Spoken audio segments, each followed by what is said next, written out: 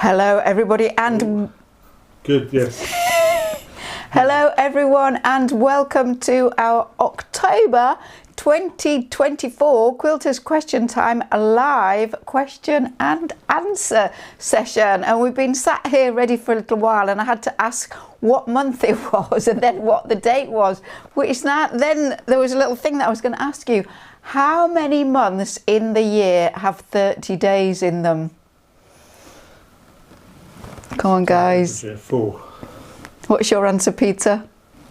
I'd have to work it out. Okay, so all the months have 30 days in them, but some months have more than 30 days in them. So you're not too bright today, are you guys? Anyway, lovely that you have joined us this evening. I'm going to pass you over to David so that he can welcome you. Hi everybody, welcome. So this week Aurelia Jones was first off the mark with a very good idea. She said she had a glass of wine and was settling down for question time. Jennifer Clifford, good morning everyone from New Zealand. I think you probably get the prize for the person tuning in from the furthest away. Linda Moore from Devon, Shirley Yule from West Sussex, Linda Lan from Ontario in Canada, and apparently it's 22 degrees and a glorious day there. Patricia Curtis from Mannerheim, and then Anne Upchurch from Boise, a whole bunch of people. Antari told me that we'd still said September on the live, so I've fixed that now. Thank you, Antari. And lots of people joining in now, so that's great. It's good. Hopefully you can all hear us and that we are loud and clear. So we've got lots of really great questions this evening, almost more questions than we can handle, but that is how we like it. Peter is here, he's just rushed in from demolishing a kitchen and he's going to come and draw the numbers out for our 2 prizes this month. So Peter, would you like to join me? You squeeze in there, Peter. So come on, Peter, what have you been doing today? He said he's exhausted. Preparing for the gas meter and the electricity meter to be moved, so I had to take up a whole lot of floorboards and bits of old pipe work and yeah. You do look like you had a hard day today. Yeah, You do look like it's been a tough one. What I was going to say though, just with you saying about how many days have 30, how many months have 30, it just reminded me that it was quite a tricky thing to teach my Saudi students the days. They had to know the days, how many days in a month, which if you're not working on our calendar, which they didn't, then it's quite tricky. And the little mnemonic, as it were, or aide memoire, was that when you held your hands like that and the knuckles go up and then down, if you go January, February, March, April, May, June, July, and then you come straight across to August, September, October, November, December, every one of the top knuckles is the 31 days, and every one that goes down is the 30, except February, of course, which is less. So that's how you remember it. It's just fortunate that the 2 knuckles meet where it goes from July to August. So and of course you made that up, didn't you, Peter?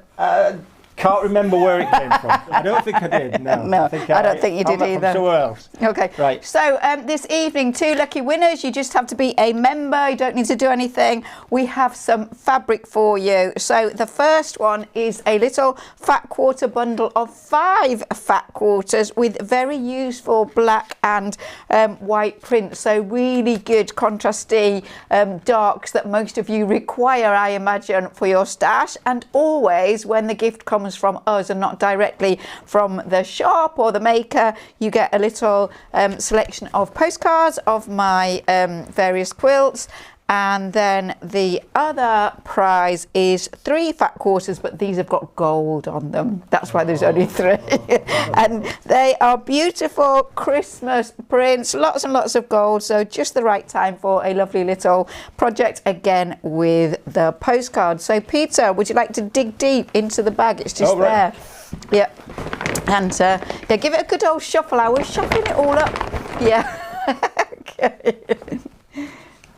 Right. Oh, you got 2. Okay, Yeah. marvellous. And David will let us know later on who our lucky winners are. And now we can get on with some questions.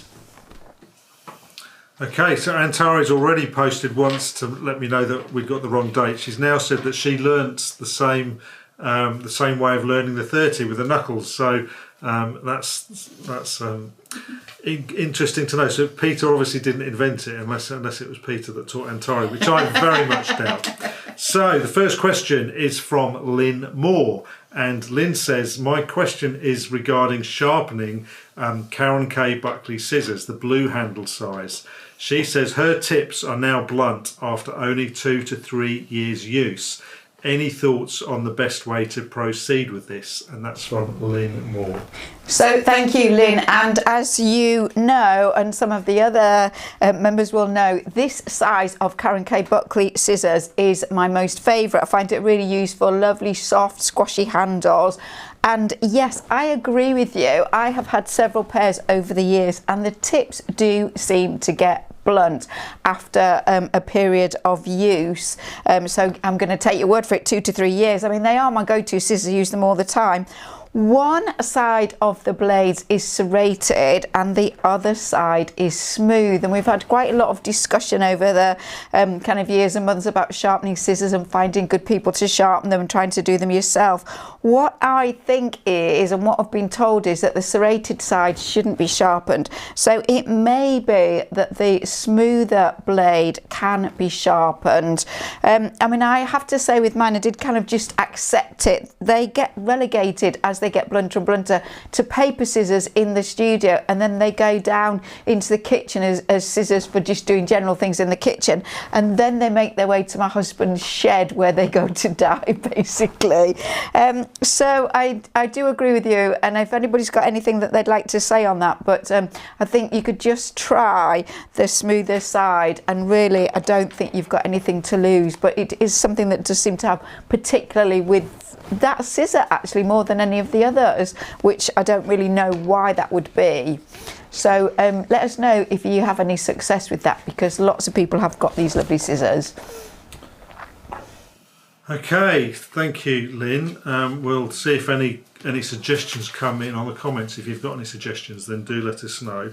The next question is from Marin, and Marin comes from sunny greetings from El Hierro, which is one of the Canary Islands.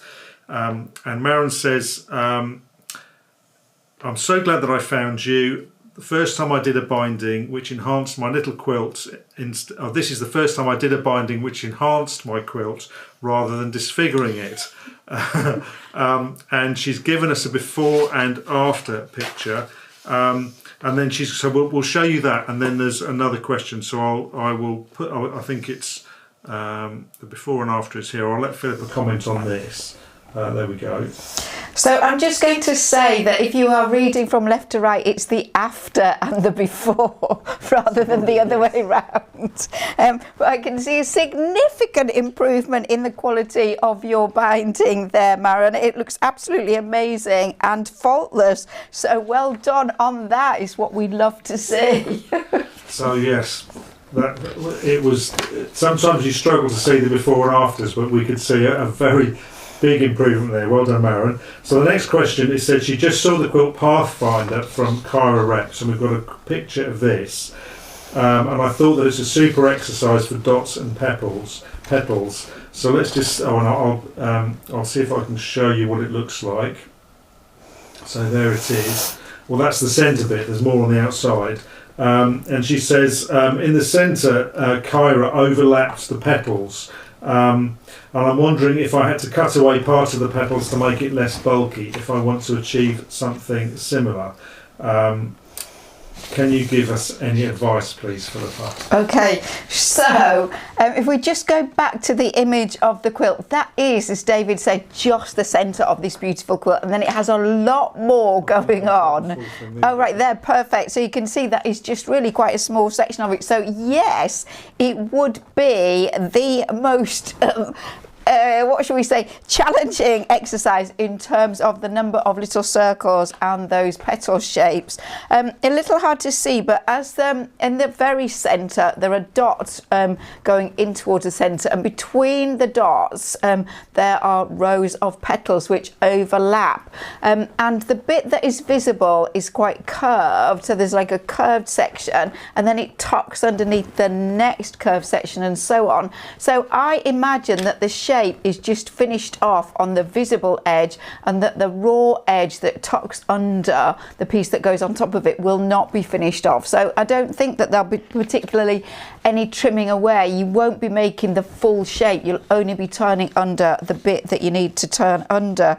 So as we always say, should you decide to embark on this amazing project, we will not hold our breath, but we will wait to see the finished results, because it is very stunning. And that quilt did win a major prize in one of the big shows, and rightly so, because it is absolutely amazing. Okay, so Maren has another question as well. So she snuck in 3 questions in one here. Maren says, I have a question about good quality fabric, and this comes up quite regularly. How can I find out the threads per inch when I am ordering online? The cotton fabrics from the same quilt shop had very different quality, thickness, etc. And she says that she fell in love with batiks, and she has plenty, and they work really well. So any suggestions on that, Philippa?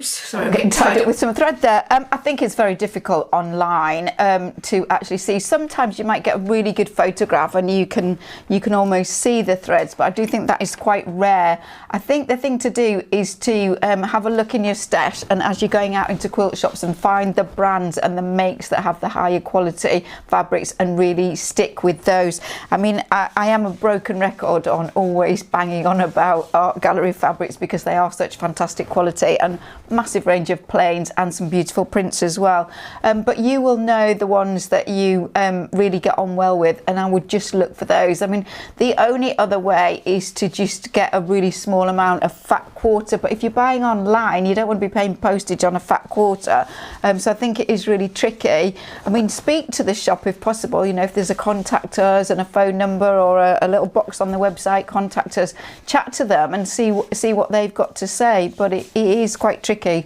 So find the brands that you like and try and buy those brands. Okay, thank you. So we've got another interesting one here. This is from Juliet Abrahamson from Oundle in the UK, and she says, I helped to run a summer show, which is basically a competitive horticultural show, but also gives a chance for people to display all sorts of crafts, from embroidery to cooking and woodworking to photography and quilting. Last year we had a couple of full-size quilts entered, very well done, but we would like to put on a miniature quilt section next year. Could you mention some points which might help sewers who may not know about miniatures as to what would be expected in a quilt show? For example, I know the British show miniature quilts should not exceed 12 inches, but I'm not sure what else to ask for. Have you got any advice for us, please, Philippa? Okay, Juliet, thank you. That's an interesting category for your show, and I'm sure one that viewers will really enjoy looking at all the detail. I don't know why I'm thinking about this as David sort of chats there and reads out the question, but whenever anybody's name's read out, I always look at it and I just think, gosh, you know, when you were a little kid and you were learning to write and spell your own name, that was a really hard one to do, wasn't it? There's so many letters in that, and it reminds me of a story of when we lived in Saudi, and one of my youngest son's classmates, one of his friends, was called Carl Eclairs, but he was I think Dutch origin, and so the spelling was really extreme. I think he got to about the age of 9 or 10, he still couldn't spell his name, and I remember Ben coming home in despair saying, he can't even spell his name. Anyway, moving on. So can I just say that the Festival of Quilts quilts, it is not 12 inches, it's 30 centimetres is the maximum size. 30 centimetres is less than 12 inches, as I know well. Okay, so if anybody was going to make a quilt that they wanted to enter into your exhibition and then or send it on to the Festival of Quilts or vice versa, make sure it's 30 centimetres or less. They will pull you up for 2mm difference, okay? So the difference between a full-size quilt and a miniature quilt is actually really very little. So if you were to see a photograph of a miniature quilt, you shouldn't be able to tell that it is a miniature because everything should be proportionally correct. So it isn't a question of taking a standard sort of 30 centimetre, I have to say that, don't I, block and just binding it and getting away with it, because the proportions are perhaps not as they should be. So basically it's a question of scaling down everything in terms of the actual piecing, the applique, whatever the design is, the stitch, the width of the binding and so on. Always recommend a single binding, not a double folded binding. Using a finer wadding will make life easier. Also finer fabric, so things like Liberty Lawns, that kind of thing, much easier to work with rather than thicker things like Kona cottons, those kind of quilting fabrics which are really too heavy duty for detailed work. Reducing your stitch length, all of those kinds of things, so that when you see it proportionally it looks correct. But I wouldn't get too hung up on it really. I mean, I would let people kind of I would set some parameters about the size and that kind of thing and give them some rough guidelines, but really you want as many entries as possible, and you want to enjoy you want people to enjoy the actual making so that you've got a lovely display at the end of it. So I wouldn't be too kind of prescriptive about your rules for this, but I would just encourage them that proportion is quite important and that finer materials make the job easier. So again, good luck with that, and we hope you have great success, and we would love to see some images of that when that has been and gone. Okay, thank you. Sounds like a fun thing to do, to get quilting into some of these summer shows, like some of the horticultural shows and craft shows.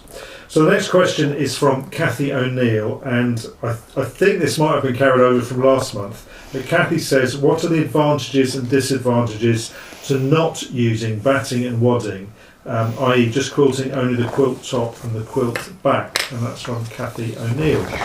So Kathy, that is an interesting question, and I have to say to you that I have never made a quilt or coverlet that is just two layers. I have never made one that doesn't have a wadding or a batting in the middle. So I'm just talking kind of what I'm assuming will be the case. But clearly, if you don't have a wadding or a batting in the middle, it's not going to be as warm. It's also not going to cost you as much money because you don't have to pay for that extra middle layer, do you?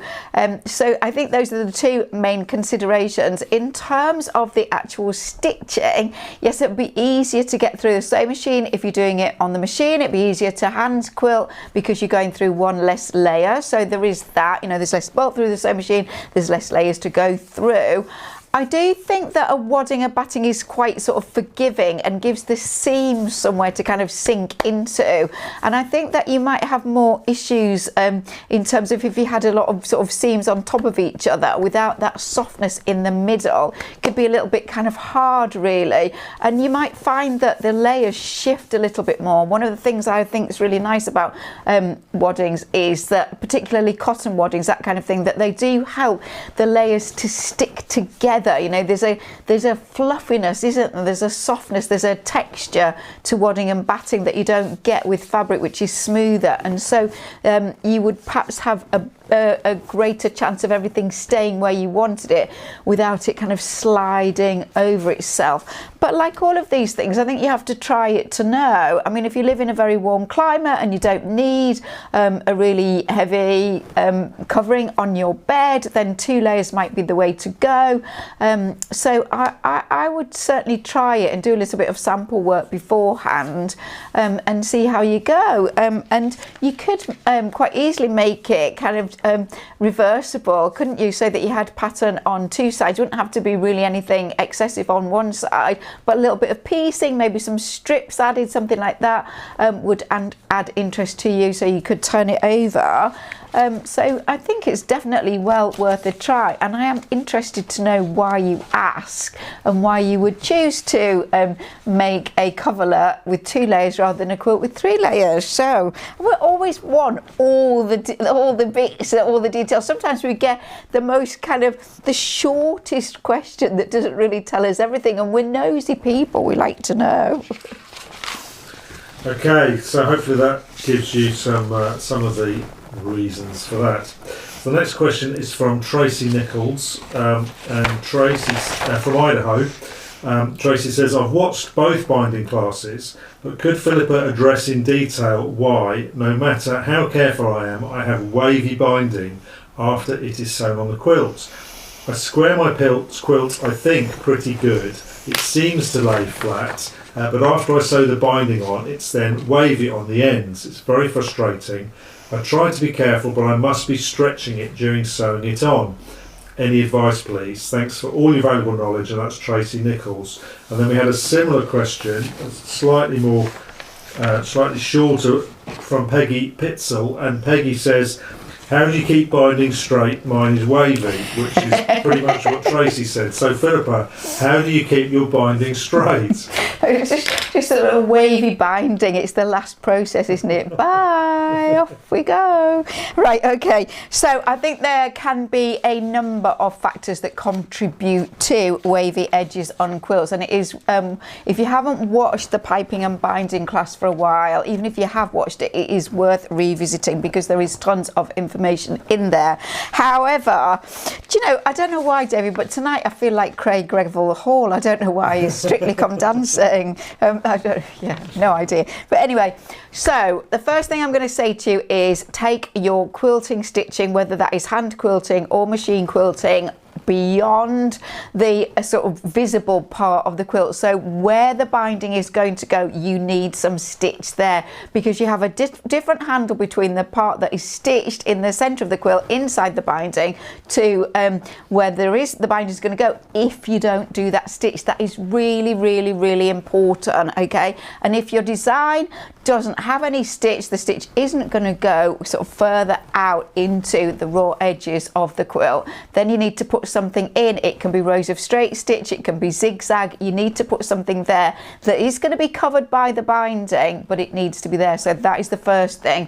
You need to cut your binding on the straight grain for a straight edge quilt, and if you can cut it parallel to the selvage, that is the least stretchy grain. So rather than cutting it across from selvage to selvage, cut it parallel to the selvage. It makes a big difference. Now, I don't know whether you're doing this, but try your walking foot. If you don't normally use your walking foot, reduce the pressure on your presser foot so that the work can be fed through the machine more easily. A lot of pressure on the presser foot isn't going to allow the work to feed through easily. So do reduce that. Lengthen your stitch length, so have it at 3.5, something like that, because you're going through a lot of thicknesses, so the stitch length gets shorter. The shorter the stitch length is, the more it will kind of push, so have a slightly longer stitch length. I mean, it is worth doing a little sample first on a little quilt sandwich with the actual fabric that you are going to bind with, and you can try stretching it a little bit as you put it on, or you can try easing it and see what works. But really, you don't want to be stretching it, and you don't really want to be easing it. You just want to be letting everything go through at the same kind of rate, as it were. But I don't normally pin, but if it means pinning your binding in place and making sure that you are getting the correct amount of binding onto each section of quilt, then do that by all means. So I think there are a lot of things there to try and that you need to look at, but the one that I think is most common is that quilts are not quilted right up to the raw edge, and I think that is crucial. Okay, thank you. Hopefully that will help you, Tracy and Peggy. So the next question is from Anne Upchurch from Meridian in Idaho.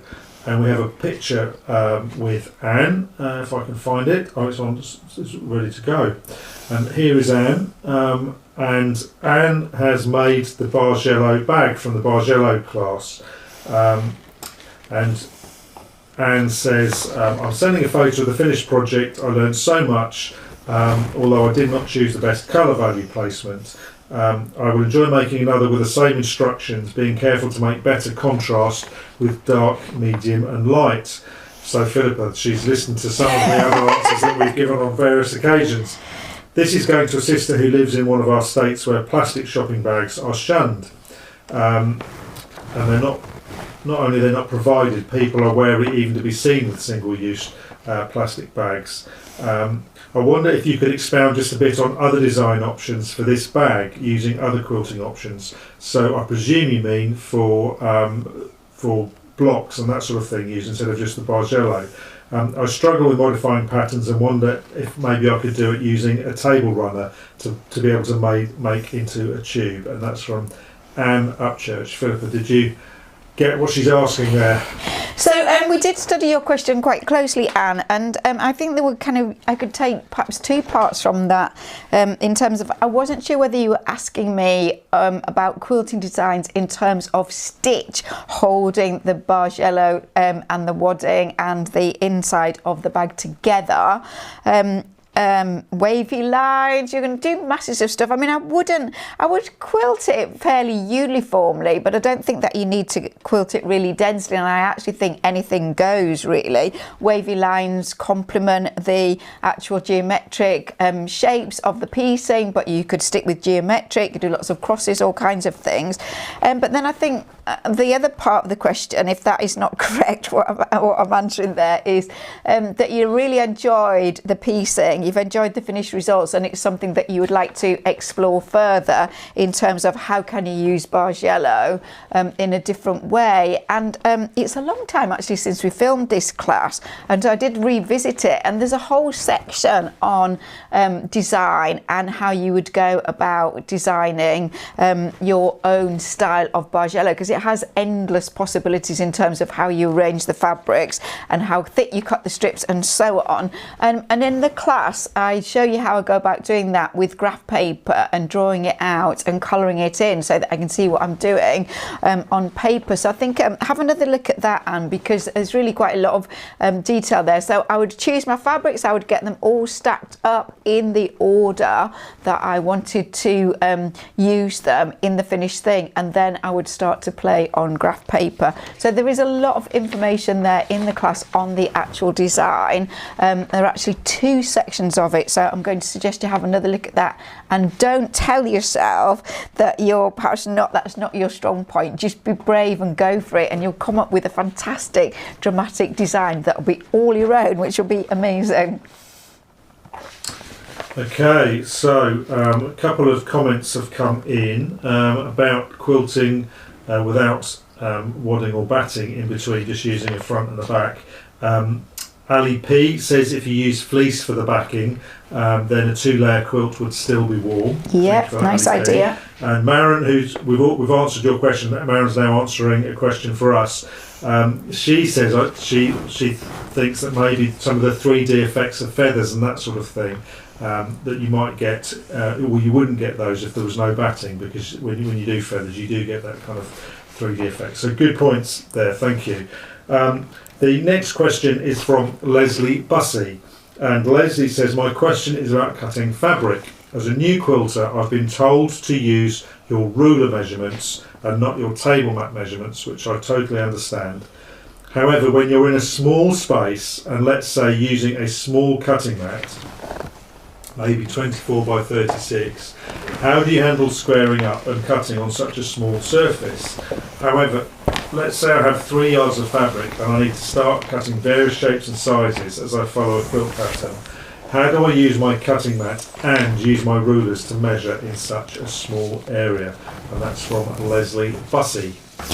Right, Leslie, there's quite a lot to unpack in your question there, and you have only been a member for a short time, so you haven't had an opportunity to watch very much, and you won't know this, Leslie, but we can go into your your subscription and we can see what you've watched and when you last watched it, which is really helpful to us because then we can direct you to a class if you haven't actually watched it. And so what I know is that precision piecing, which is the second class in series 2, has just landed in your library, and there is a lot of information to help you there, but that's not, I am going to chat about some of the things you say, okay, but I would also say to you, as a beginner quilter, I know you've signed up for series 1, but we do have a standalone beginner quilting class which covers absolutely everything you need from start to finish and would really help you as well. But watch your precision piecing first and then think about whether you want to have the beginner class. I am sure you would find it useful.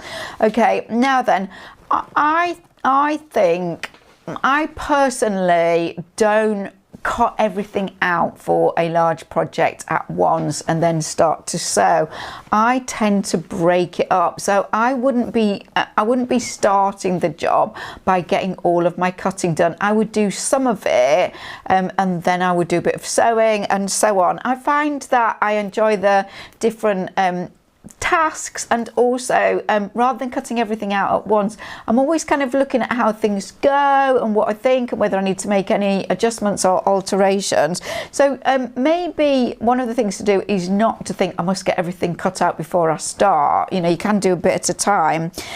So it is correct that I think it is much better to use the lines on your ruler when you are cutting rather than the lines on your cutting mat, because the lines on your cutting mat can often be quite thick. You know, they can be 1, 2, even 3 millimeters thick, and that will make quite a big difference to your cutting. So I do use the lines on the ruler. But what I would be looking at, and maybe you need more experience with this, but I'd be looking at things like, you know, what am I needing to cut here? So for example, am I cutting 3-inch squares, and am I cutting rectangles, let's say 3 inches by 6 inches?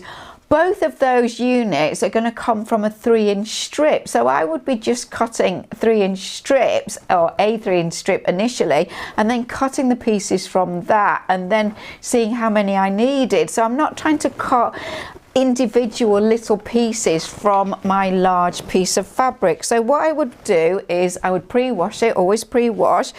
I would iron it, and hope preferably when it's damp so that there aren't any creases in it, and then I would be taking the length of fabric and I would be putting the selvage to selvage. So I would have the 2 selvage edges together, and so they would be at the top. I would have the fold at the bottom.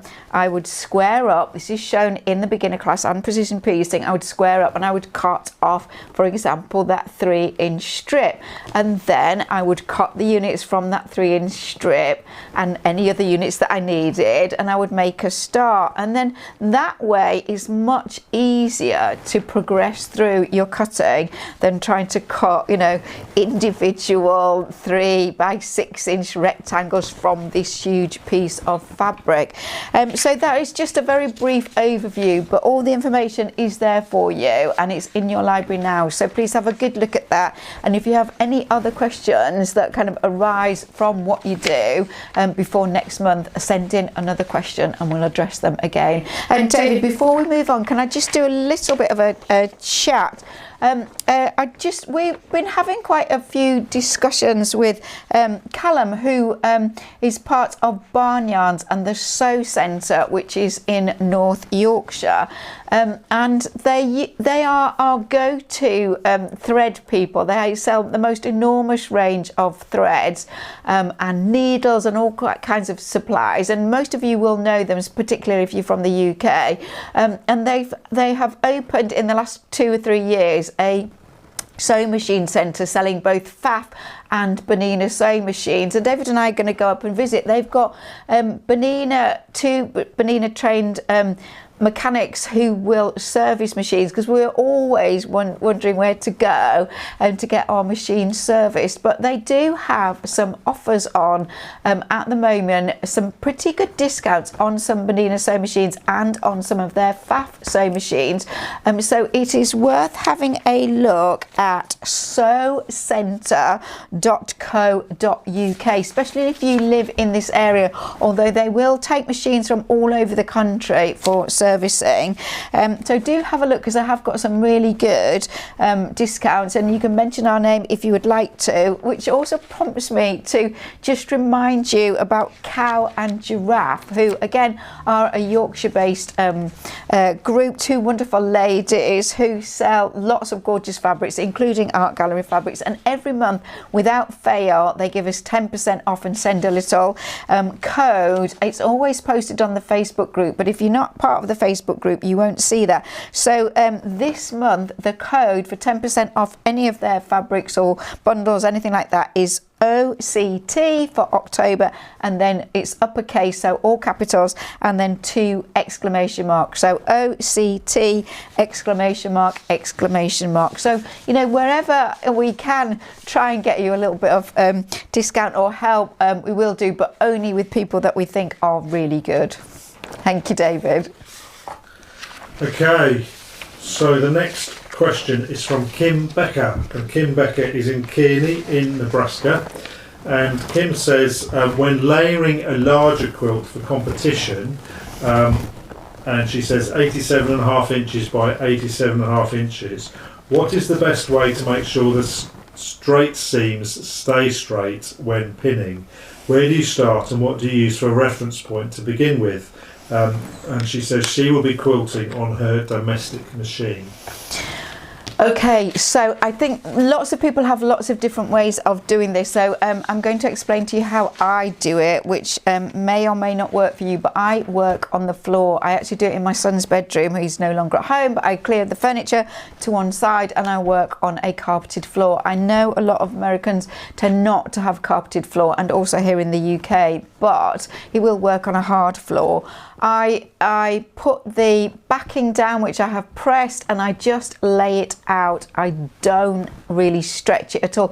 I used to tape it down to the floor, but I don't do that anymore. I just smooth it all out. I then put the pre-soaked and dried wadding or batting on top of that. I pre-soak it and dry it, air dry it, because it makes it softer and a bit fluffier, and I just lay that down, and then I put the quilt top on those 2 layers, making sure I've pressed all of the seams really well. Everything's going to lay really flat, and again I just smooth that out. Now, because it's on the floor, I can eyeball it. You don't even need a ruler really, but you can eyeball it. You can see, and what I would say to you is that if your fabrics are good and your piecing is accurate, you shouldn't really, and also your pressing actually, you shouldn't have any distortion of the quilt top. It should be pretty square or rectangular, or pretty kind of true to itself in that sense. So, but just lay it out and smooth it down and stand up and have a look at it. You know, if you're doing it on a table, you can get down, you can eyeball it and see whether you think anything is looking a little bit kind of stretched and out of alignment, and put it back.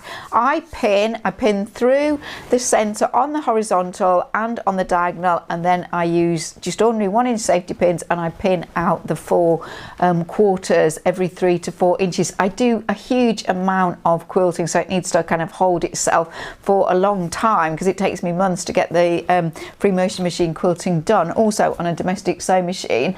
But I think that, I mean, are you having problems with it? How are you doing it? That's what I kind of need to know, really. Because if you tell me what you're doing and what's happening, I can maybe give you pointers of ways to alleviate that. So I think there's a future discussion there, Kim, but hopefully that gives you some little pointers there. But definitely don't tape, don't stretch, don't distort anything, just smooth it all out. Okay, so we look forward to seeing a picture of it once it's finished there, Kim, and let us know if you're having issues. Next question is, and I just need to say to Philippa, we are like 2/3 of the way through our hour, and we are about 1/3 of the way through our questions. So, Okay. so we will try and get through as many as we can today. We had a bumper crop of questions this month, so thank you for that, everybody. This question is from Julie Osbaldeston, and she says, "Hi everyone, I'm attempting to make this star quilt, but it is a beggar to sew. Everything is on the bias, so no matter what I do, I can't get the points to line up perfectly. So I will show you a picture. I think I've got it lined up. Hopefully that shows. Any suggestions, please?" Oh, so Julie, I like this, the way you're very kind of controlled there and say beggar to sew. Yes, I'm sure other words have been thought and maybe even spoken in your sewing space there. It's tricky, isn't it? And we've chatted already this evening about the quality of fabrics and that some are stretchy and some are not. And you may have fabric from different manufacturers there which will have different handles and so on. I am not a big believer in starch. I don't ever use it, but it is just worth thinking about. You know, should you starch those strips before you actually start to cut them into the pieces? So I mean, it might be worth a try. I think it's a lot to do with the pinning, and I've had a look, Julie. You've bought absolutely everything that we have ever released, so thank you for that. Seriously, thank you for that. But also, it means that you have got our more complex piecing classes in season 2 in your library, and I want you to suggest that you look at curved piecing. I know it's not the same, but you look at curved piecing and things like the double wedding ring, and look at the pinning, because I pin things to absolute death. And what I do with it, I take one piece and I have it right side uppermost, and then I take the piece that I'm going to join to it and I fold back 1/4 inch, so I'll fold back to where it's going to be sewn, and then I line up and I pin it, and then I let the seam allowance go, and I pin and pin and pin. And it may be that you're sewing sections, always sewing with the shorter one on the top, so maybe you show part of it of the seam with one side uppermost, and then you take it out of the machine and flip it over and just go over 3 or 4 stitches. Don't need to do any back stitching or anything like that. So look at some of the more complex piecing classes and look at the pinning and see how you go with that. I do also just need to mention to you, just in case, that the cutting of your initial strips, they do all need to be absolutely accurate and the same. So if you've got any discrepancy in width, that will make a difference. And likewise in your sewing, if your seams are not all the same, and also if you're losing anything in pressing, I'll be tending to press the seams open with that rather than to one side. I don't know quite what you're doing there, but hopefully that will help you. And now I have to move on to the next question. Sorry. I'll get told off for not being fast enough. So Julie has said that it's she did use starch for the cutting, and that it's William Morris fabric. Which is quite nice, yeah. So it's decent. It's decent fabric. Okay, so hopefully from something in that, Julie, you will be able to get something which points you in the right direction. Okay, the next question that came in is from Carol Almeida, and I haven't got Carol's picture teed up, so I'll just tee that up. Here is her picture, and Carol did not have any questions. She just sent these pictures in, so we are trying to decide what the question is, and Philippa is going to answer that question. Well, and Carol won't mind, because as we're setting up, you know, we're chatting about all the questions and running through everything, and apparently this Carol sent her picture in, and it went to Kelly, and Kelly always does such a good job collating everything and getting everything ready for us, which is just a really great job, whatever. And Kelly got back to Carol and said, "Is this a question for the live?" And apparently Carol got back and said, "If you want."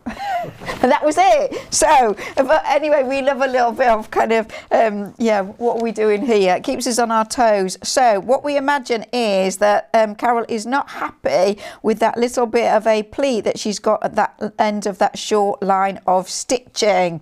So what am I going to say about that very quickly? Well, your top layer is getting pushed over your wadding and your underneath layer, so you could try your walking foot, which will help to eliminate that. I'm not sure whether you've got dual feed on this machine. It looks like you have.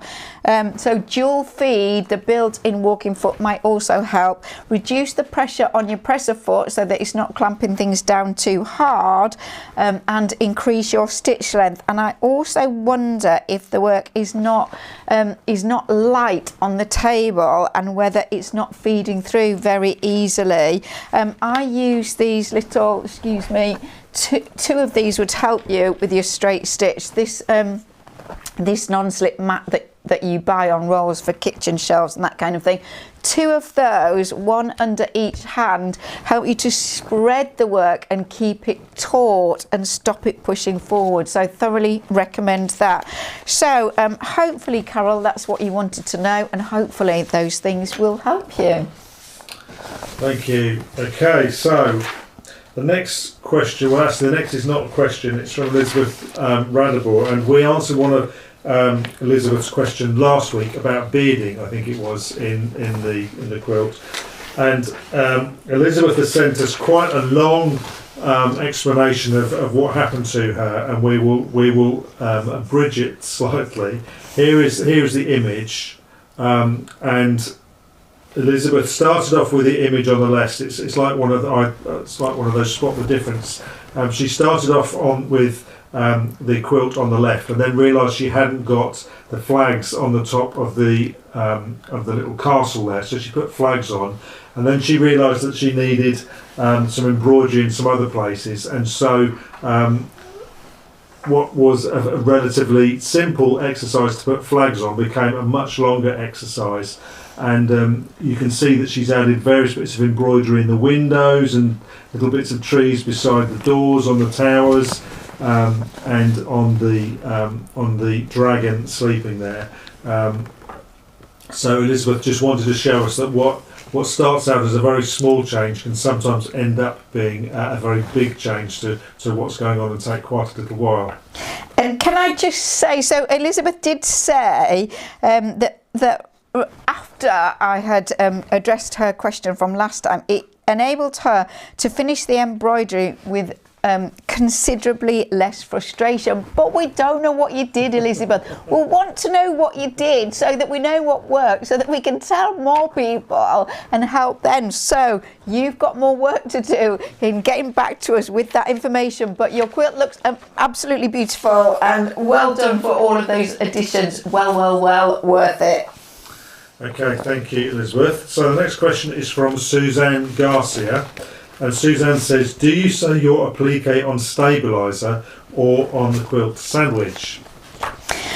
Okay, I think you can do either, and I don't think that there are any rules with this. I think it very much sort of depends on what the actual piece of work is and how it's going to be seen. So for example, if it was a bed quilt and I wanted the back of the quilt to look really beautifully neat because it was going to be seen, I would sew my applique onto the quilt top with stabiliser, because everything would be concealed, all the endings, any messy bits would be concealed in the layers.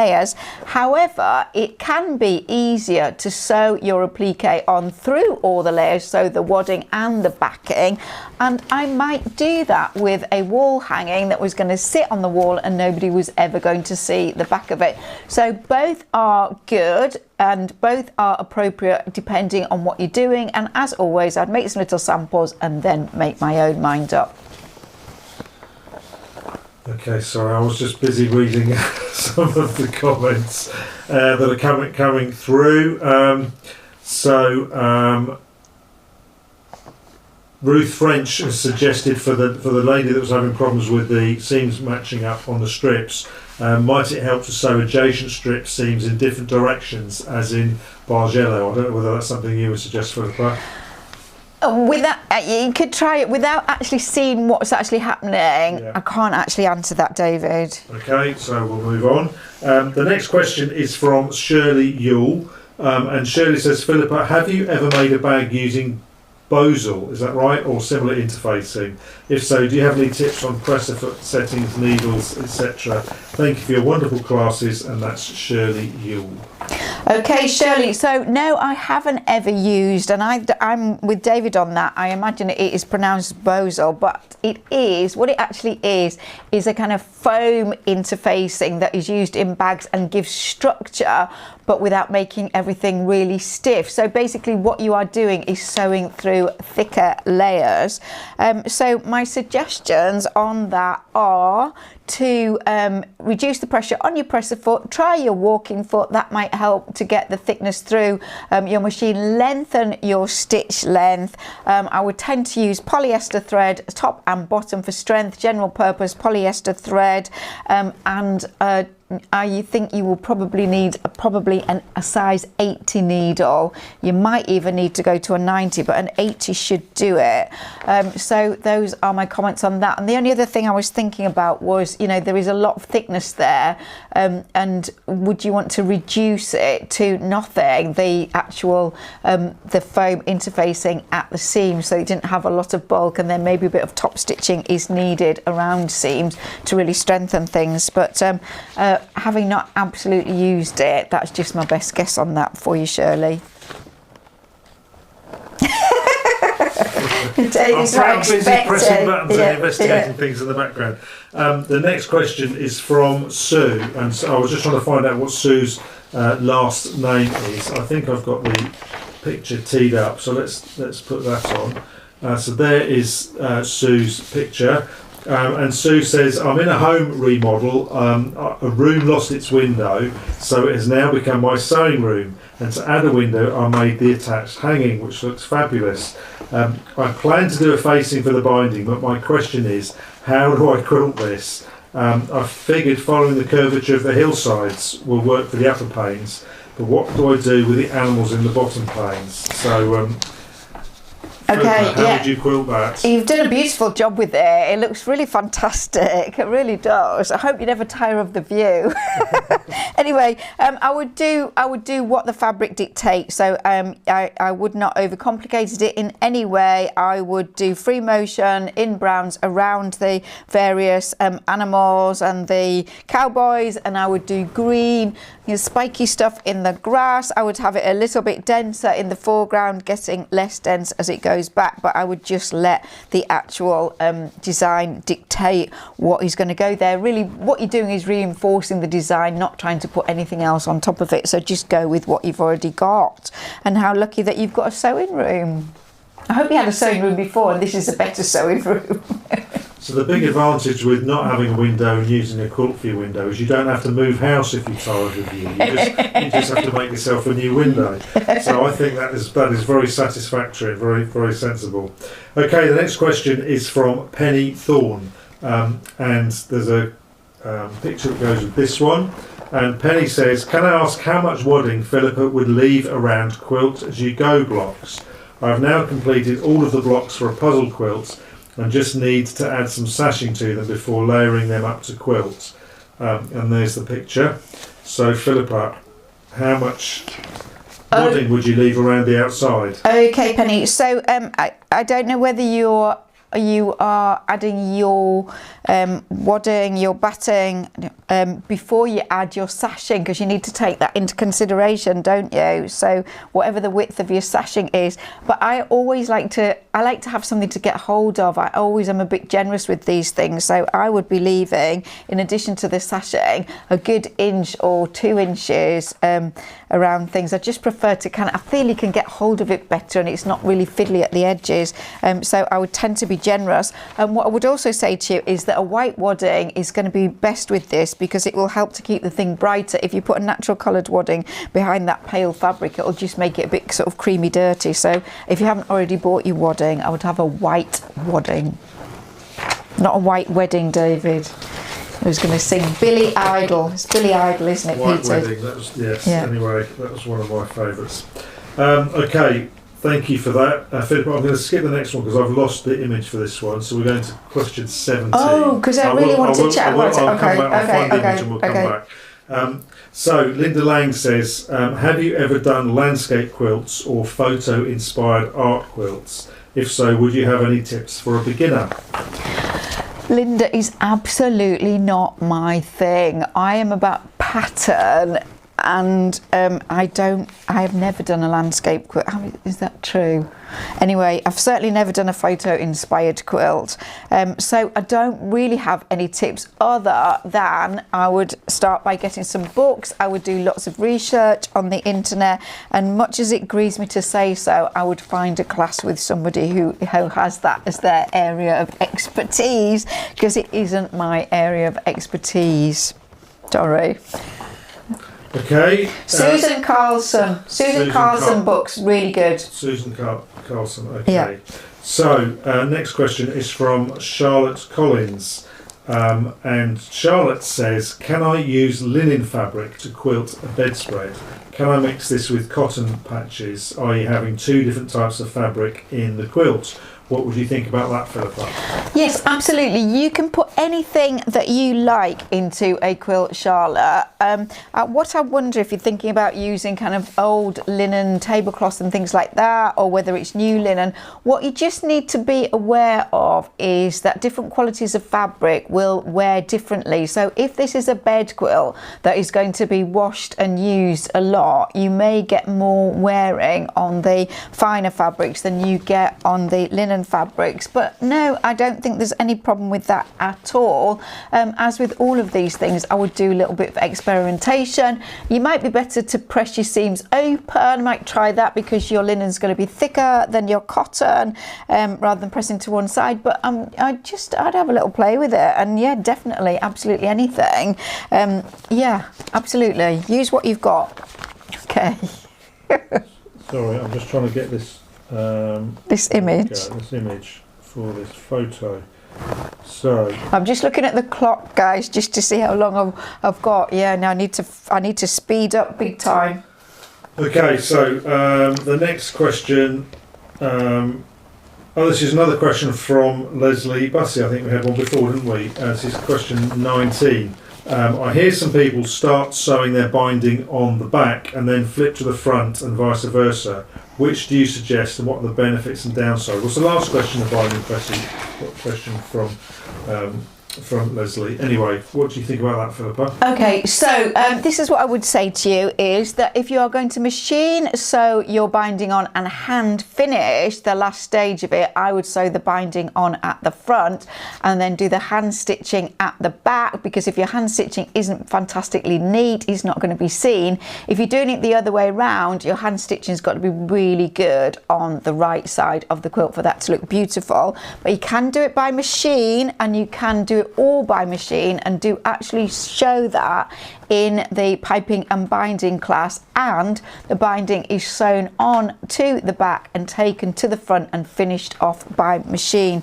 So it really is your personal preference and whether you are finishing by hand and machine, but you have got both of those in your piping and binding class, so you can have another look at that and make your own mind up and do what works for you. Okay, so now we've got to go back to question 16 from Linda Lockwood. And Linda, there was a question, there's an image with this, and Linda says, I'm just about to start some Christmas projects and hope to use metallic thread for some raw edge applique work and some embroidery stitches. In the past I've had all sorts of problems with metallic thread. Please would you talk us through how to use it? Linda says, also the little thing on the back of Philippa's sewing machine, is it something to help stabilise the position of the thread? And this is what the image was. So she's pointing to the little thing on the back of the sewing machine. And if so, what is it and where can I get one from?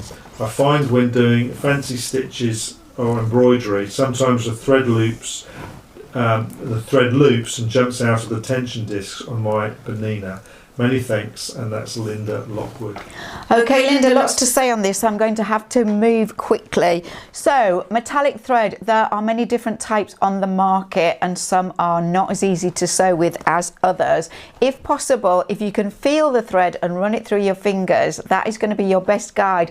The smoother the thread is, the more easily it's going to go through the sewing machine. So I've got a very rough one here. It's almost painful to run your fingers down here, and I've got a really beautiful smooth one here, which is by Starshine, who I don't know who they are, made in Japan. Okay, so it's a polyester core, and then it has the metallic thing wrapped around it, and then it should have some kind of coating on the top to make it smooth. So that is the first thing to say. You do want to be using metallic needles specifically for metallic thread. They have a different groove and a bigger eye to try and reduce friction of the thread. So make sure you've got the correct needle. Lengthen your stitch. Don't sew really fast. The faster you go, the more friction there is, the more heat is built up, the more likely it is to snag and cause problems. Okay, so slowly. I'd also use your straight stitch plate, which is going to stop play of the work as it goes through the sewing machine. So those are all my tips on that. But this little thing that you mentioned is also often really helpful for sewing with metallic thread. So it is a little magnetized fitting that just slots into a little hole, and it's like an arm with a little cup, and in the cup is a folded piece of felt, and it just sits inside there.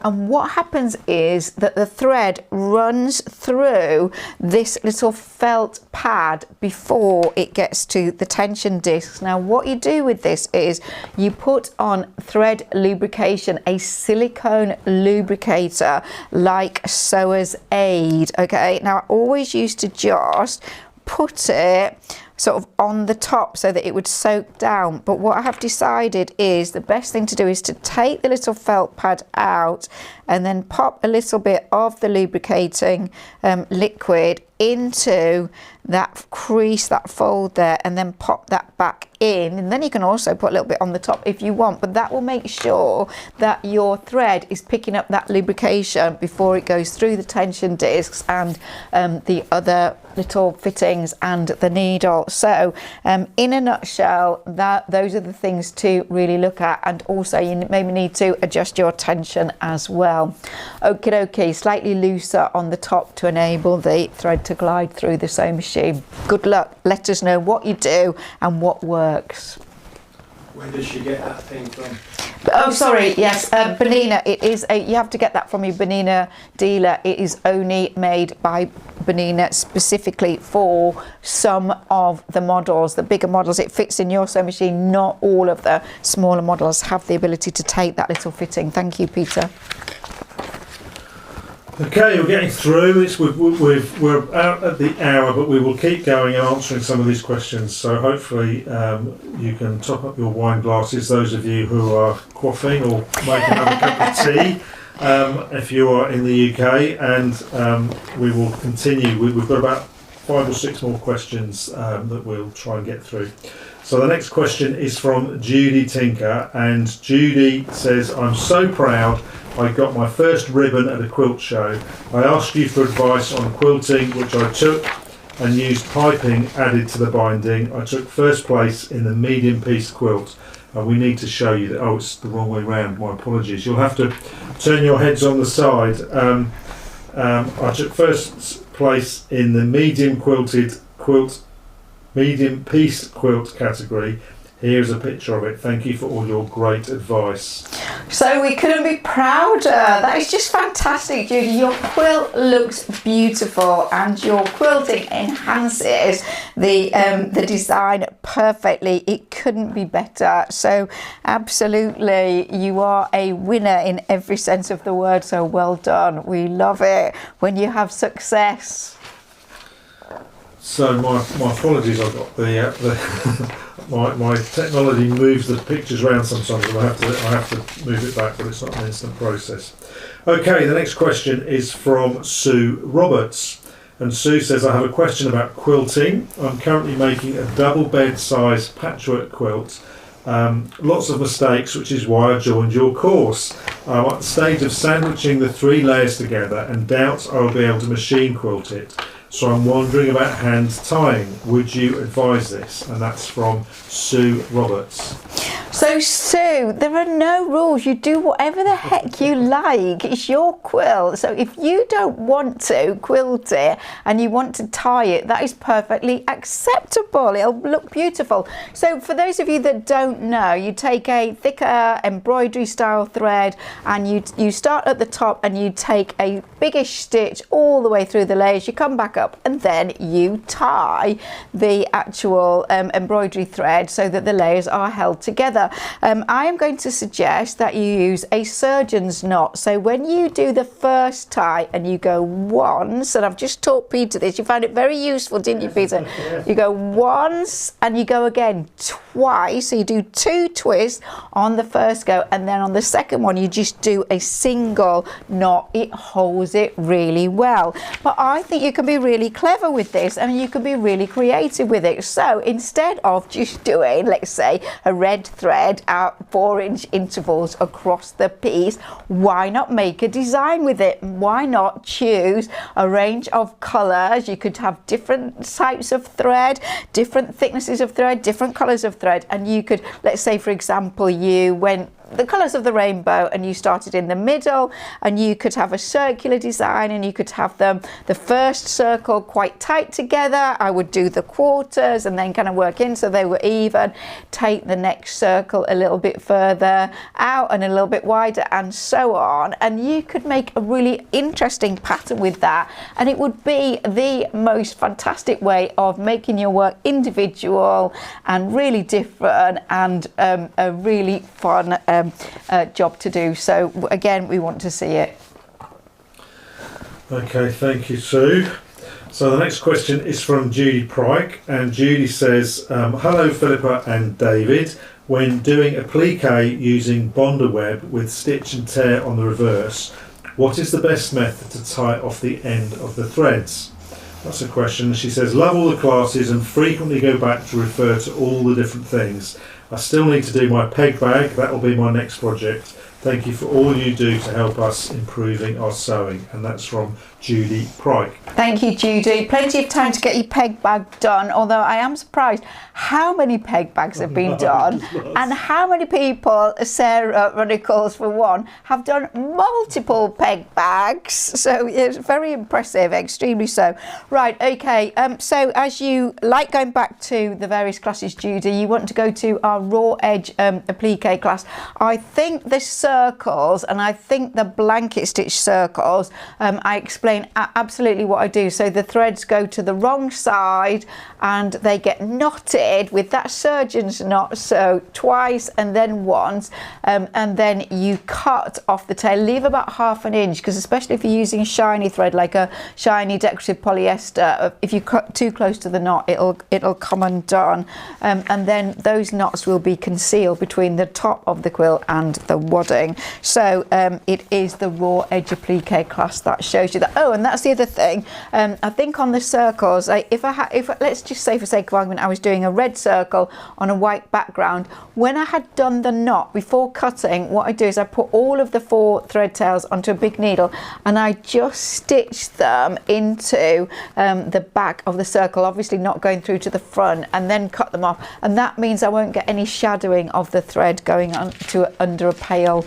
background fabric. So if that is something you need to do, that's a good idea, but it is there in your raw edge applique class.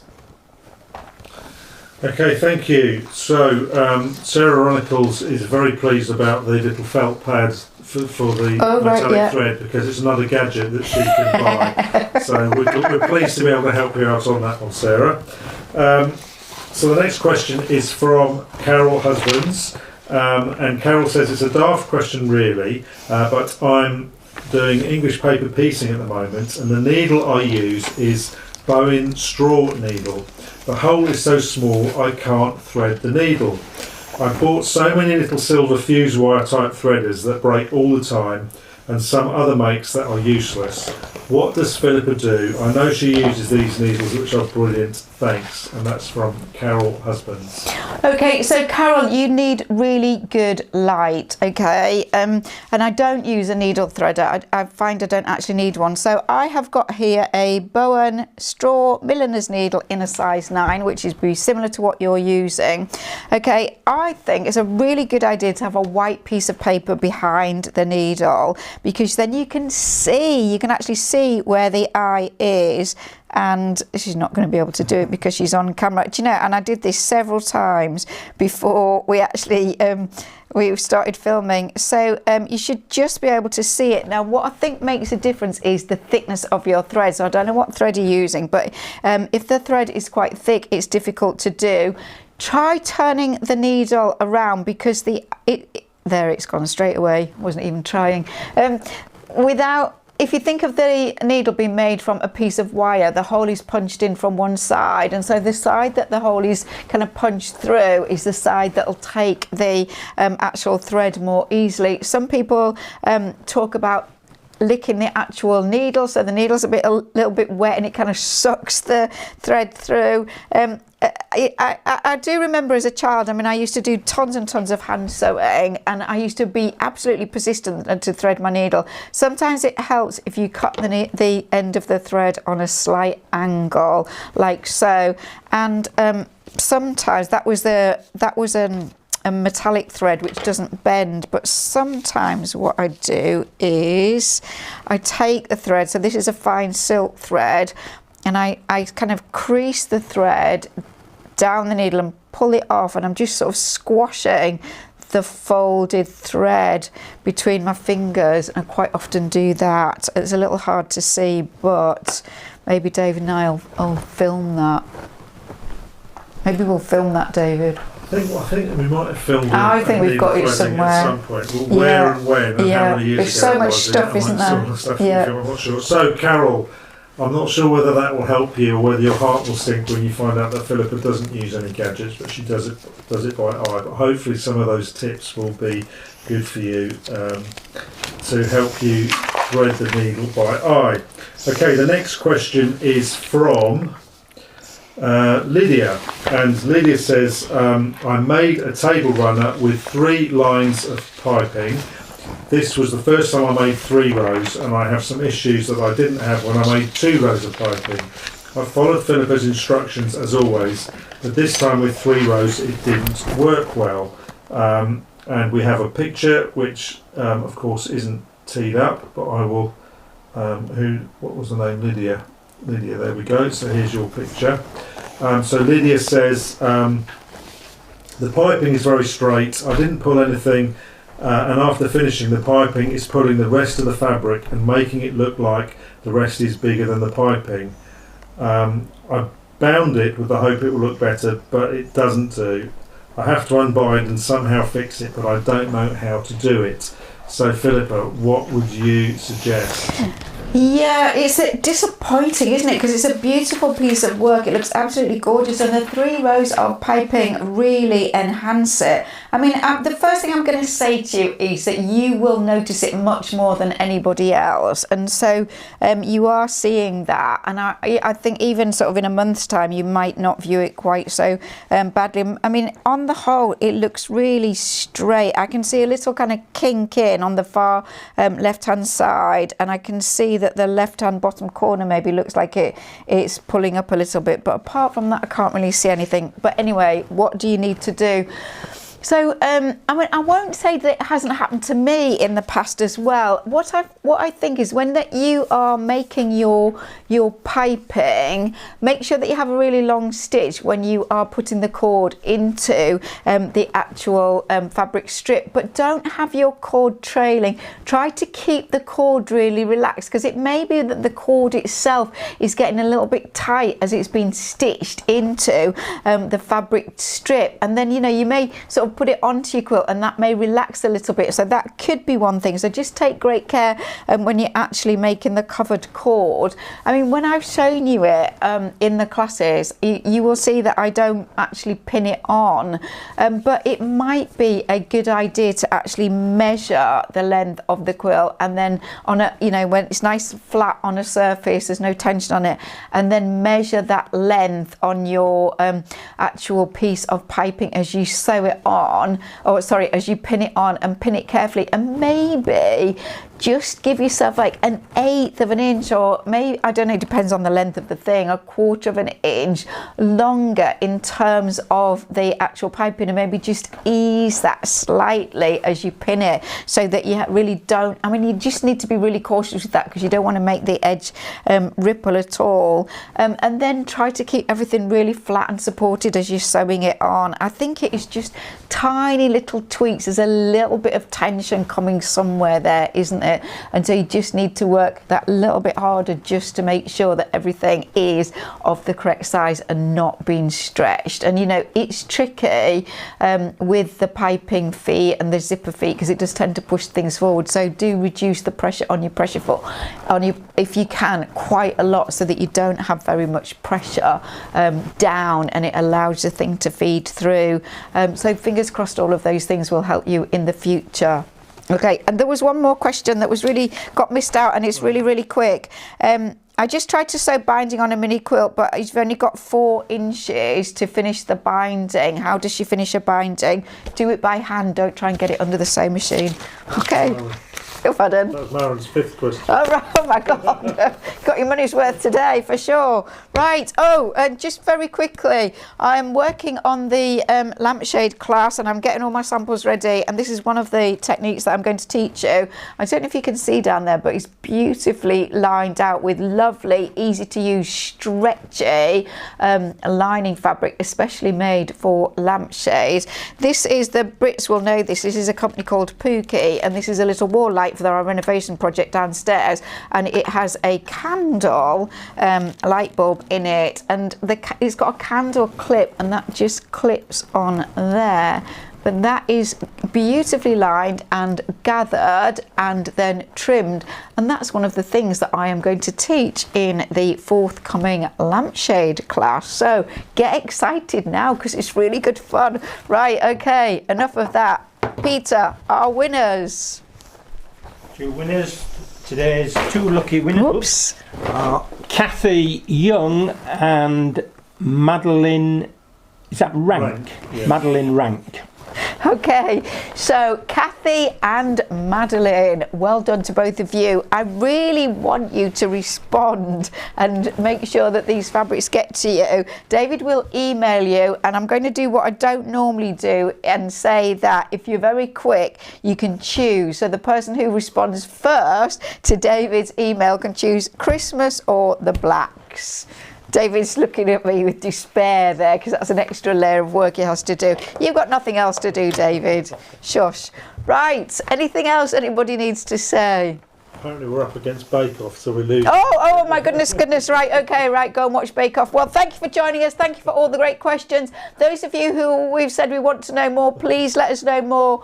We are back on Thursday with our garment makers. So if you are a member of both groups, you know, do join us on Thursday. Until we see you then, have a wonderful couple of days, and make sure you get in a bit of me time and a bit of sewing. So from Peter. Bye-bye. And from David. Bye-bye. And from me. Thanks for joining us. Always great fun to chat with you.